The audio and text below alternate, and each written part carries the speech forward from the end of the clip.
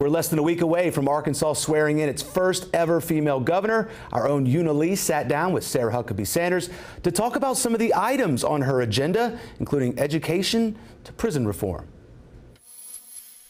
Governor-elect Sarah Huckabee Sanders says as soon as she comes here to Little Rock, sworn in as governor, she wants to tackle education first. We talked about a variety of issues concerning education, which takes up 40% of the state's budget. She talked about literacy and early childhood education, giving access to pre-K all throughout Arkansas, making access more available for every Arkansan. We also talked about her pick for Secretary of Education, who comes to us from Florida. Some of her other cabinet nominees come to us from outside of Arkansas. So we asked her about that and why she did not pick all Arkansans for her cabinet.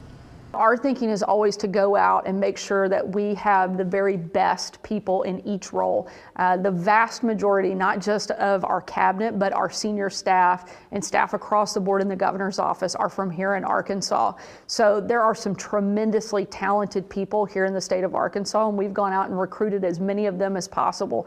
But we don't want to limit ourselves. We want to make sure that we are doing our very best to bring in top talent. One of the things I'm excited about are the people that want to come here, want to serve, because they see the opportunity that I see for Arkansas and for our next several years to bring about that transformational change. We also talked about state income taxes, how she wants to reduce that, find other ways to cut government to save more money.